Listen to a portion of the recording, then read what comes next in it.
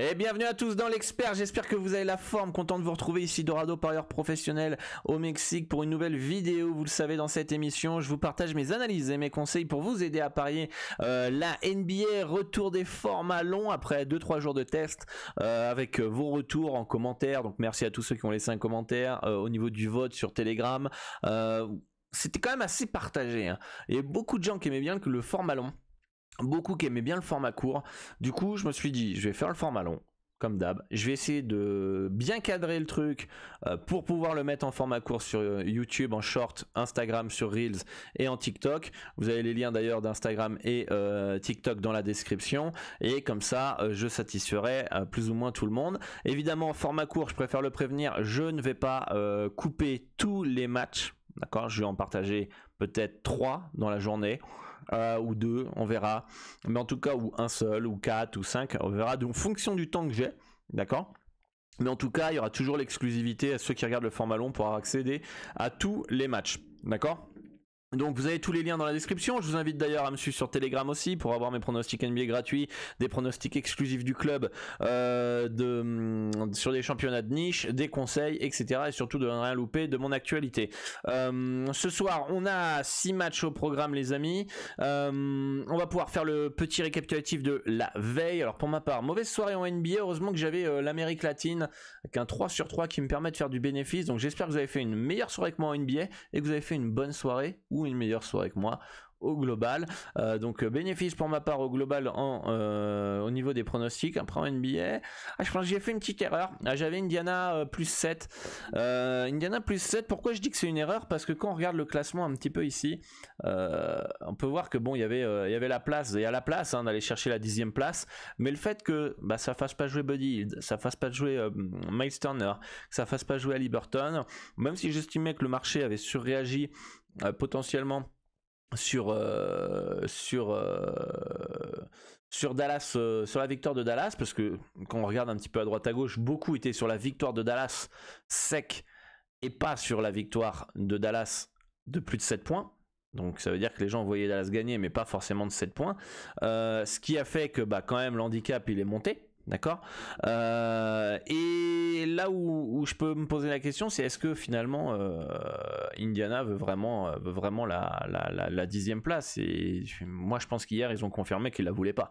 Donc je pense qu'Indiana va falloir se méfier en fin de saison. Mon deuxième bet là, c'était par contre un très bon pronostic parce que j'ai battu la closing odds assez nettement pour de la NBA. Utah plus 7 que j'avais validé à 1,952 qui a closé à 1,61, ce qui fait à peu près du 14-15% de droit théorique sur ce match-là. Et quand je bats la closing odds, c'est un indicateur qui montre que c'est un excellent bet. C'est un très bon bet et du coup qui est très rentable sur le long terme. Malheureusement il n'est pas passé, mais en tout cas aucun regret sur ce match là, surtout que Lauri Markkanen a été présent. On a des Bucks qui se sont imposés 126-117. J'avais annoncé sur Twitter qu'il y avait potentiellement des joueurs qui vont être mis au repos, parce que je ne voyais pas Milwaukee forcer contre les Detroit Pistons.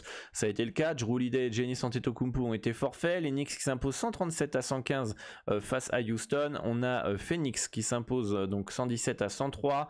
On a Denver qui bat 116-111 les Sixers. Une pensée pour tous ceux qui ont Denver moins 5,5 contre les Sixers, puisque ils gagnent que de 5 avec un 4e carton contre eux. Il n'y avait pas Embiid, il n'y avait pas Harden. J'étais pas loin de valider les Nuggets en plus à moins 5,5, mais pour moi la value elle était trop fine. Bon, c'était un bon bet. Ça dépend quand vous le preniez. Si vous le preniez en closing avec un moins 6,5, moins 7, je pense que c'était pas un bon bet. Par contre, vous l'aviez pris avant les informations. Là, vous aviez un bon bet. Donc là, voilà, pareil. Pas de réussite pour votre part sur ce match-là. Donc on reste fort. On ne se frustre pas. Ça fait partie du jeu. Les Pélicans qui s'imposent 124-90 face à Portland. Minnesota qui s'impose, qui sont chauds, Minnesota. Et je crois qu'ils ont gagné aux Warriors aussi. Ils gagnent aux Kings. Je sais pas ce qui leur arrive. 119-115 face aux Kings. Et enfin les Clippers qui s'imposent 124-112.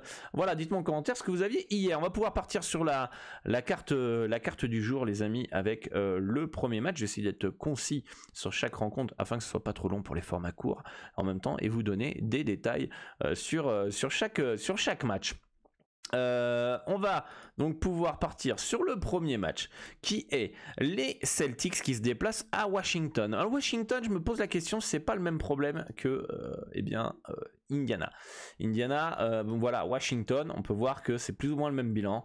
On peut voir qu'ils peuvent toujours mathématiquement aller chercher la 10e place et le play-in, mais tout comme Washington, tout comme Indiana, on a Washington qui a des absences. Bradley Beal et Kuzma notamment, et je me pose la question s'ils veulent vraiment en fait cette 10e place. Boston, eux, peuvent aller chercher la première place, donc ça peut être un match avec enjeu. Après, je trouve que le moins 11,5 me semble quand même assez optimiste. Match à l'extérieur, on sait jamais face à une équipe des Wizards, s'ils ont envie, ils peuvent très bien rester dans un handicap de plus 11,5. Donc ce serait un poil ma préférence dans ce match-là. La value resterait très très fine dans cette rencontre au niveau du plus 11,5. Sinon, à titre indicatif, je peux vous partager le over plus 223,5 points dans ce match-là. Pour ma part, ça me semble un poil bas, mais en tout cas, voilà, c'est les deux conseils que je peux vous donner dans ces rencontres-là. Atlanta qui reçoit les Cavaliers de Cleveland, les Cavs qui peuvent aller chercher la 3e place, comme on peut aller voir à l'écran. 3e place, ils sont 4e, ils peuvent aller chercher la 3e place des Sixers. Les Hawks, eh bien, va falloir peut-être protéger cette 8e place ou cette 7e place pour cette fin de saison. Atlanta est une équipe irrégulière, une équipe qui est deep, qui a du talent. Je les vois pas forcément moins forts que Cleveland. En vrai, sur le papier, ils sont peut-être pas plus forts, mais voilà, au moins ça pouvait faire vraiment mieux cette année. Ils sont légers favoris à domicile face à Cleveland, ça me paraît tout à fait logique. À voir si Jarrett Allen joue du côté de Cleveland, ça pourrait être important, parce que s'il joue pas, je pense que Atlanta -1 peut être intéressant avec une value fine, d'accord. Sinon, je trouve que le under 238 est potentiellement intéressant, même si le marché va contre et va plus sur un over. Cleveland est une des meilleures défenses de NBA. Alors certes, le potentiel offensif est là, mais c'est une des meilleures équipes, si ce n'est pas la meilleure équipe défensive. Et si Atlanta n'arrive pas à imposer son tempo et que Cleveland décide de défendre, j'ai du mal à imaginer les deux équipes à 120 points. Donc tout dépendra de qui imposera son tempo, et en tout cas je pense que 238 points me paraît un peu abusé, surtout quand tu joues contre Cleveland. Tu jouerais encore contre des équipes comme Memphis, comme Minnesota, pourquoi pas pour le over, mais une équipe comme Cleveland, Miami ou New York, je trouve quand même que le cut me semble un peu haut, mais je peux me tromper. Vous savez que c'est plus mon algorithme qui me donne les projections des over-under et qui n'est pas encore testé et approuvé en termes de stratégie, mais je peux vous le donner à titre indicatif. Les Raptors de Toronto qui reçoivent le Heat de Miami. Les Raptors qui partent logiquement favoris à domicile pour moi, selon mes projections, 109 à 106 face au Heat de Miami. On a les bookmakers qui nous mettent un handicap de -3,5. Pour moi, ça me paraît très très bien placé. Jimmy Butler sera bien là ce soir pour Miami. C'est deux équipes qui peuvent jouer un tempo lent, deux équipes qui peuvent défendre, qui ont des qualités défensives, et je préfère dans ce match-là le under 220 points entre Toronto et Miami. Memphis qui reçoit le Magic d'Orlando. Le Magic qui, pareil, pour moi, ça me semble compliqué d'aller chercher le play-in. Ils sont encore dans la course, hein, mais ça me paraît trop compliqué. Donc pour moi, c'est quasiment fini la saison d'Orlando. Il y a quasiment plus d'enjeux pour eux. Ça me paraît short. Je pense pas qu'en plus ça soit dans l'objectif de la franchise d'aller chercher le play-in. Je pense que leur objectif est plus d'avoir un bon choix de draft parce qu'ils sont en pleine reconstruction. On a d'ailleurs un petit +7 qui pourrait potentiellement être légèrement value, puisque les projections sont 115 à 110 en faveur de Memphis, et surtout que on a du Ja Morant qui est incertain ce soir, même très incertain pour les Grizzlies de Memphis, en plus des absences de Zaire Williams, Vince Williams, Brandon Clark et Steven Adams. Donc ça peut être un petit plus pour le Orlando, +7 dans ce match là. On peut avoir aussi un under 231,5 points qui pourrait être intéressant avec l'absence de Ja Morant et le fait que Orlando est une équipe qui au niveau offensif n'est pas des mieux. D'ailleurs le cut a déjà baissé, mais en tout cas je préfère le under de 131,5 points dans ce match là. L'avant-dernier match, c'est le Thunder de OKC qui reçoit les Charlotte Hornets. Le Thunder qui part nettement favori, 123 à 110 selon mes projections face à Charlotte. Le cut, l'handicap est de moins 10 et demi à 1,952. Ça me paraît plutôt très bien placé. Surtout méfiance si vous voulez partir sur du OKC, puisque on a Shai Gilgeous-Alexander qui est incertain ce soir dans cette rencontre, qui est le meilleur joueur de OKC. Donc pour moi, c'est plus un conseil de no bet dans ce match-là. Ça me semble très bien placé. Du côté de Charlotte, on a énormément d'absences aussi.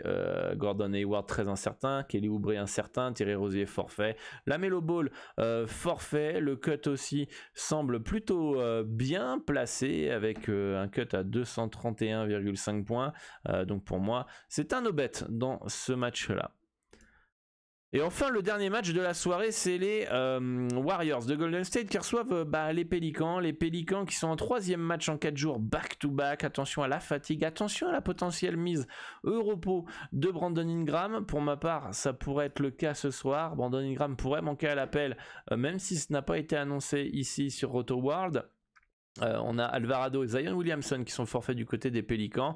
3e match en 4 jours back-to-back, ça sent quand même l'absence de CJ McCollum. Donc pour moi, l'handicap me semble plutôt très bien placé. On a un écart de 8 points. On peut voir que les bookmakers donnent un écart de 9 points, 8,5, 9 points. Ça me paraît très très bien placé. Donc pour moi, il n'y a aucune value dans cette rencontre, les amis. Voilà pour cette carte NBA. Dites-moi en commentaire ce qui vous intéresse. N'oubliez pas de rejoindre le Telegram, le lien est dans la description pour pouvoir accéder à du contenu exclusif, des conseils, des pronostics NBA, des pronostics gratuits du club sur les marchés plus exotiques, être au courant de toute mon actualité. Le lien est dans la description de la vidéo. N'hésitez pas à liker, partager, commenter, très important pour soutenir la chaîne, donner de la force et me permettre de continuer à faire ces émissions totalement gratuitement. Si vous voulez maximiser vos gains dans les paris sportifs, vous pouvez créer un compte comme moi sur Pinacle PS3838 pour parier sur les meilleures cotes et maximiser vos profits. Le lien du broker Asian Connect est dans la description de la vidéo. Et moi je vous dis à très très bientôt pour une nouvelle émission. Un grand merci à tous pour votre soutien et bonne chance pour vos pronostics. Ciao.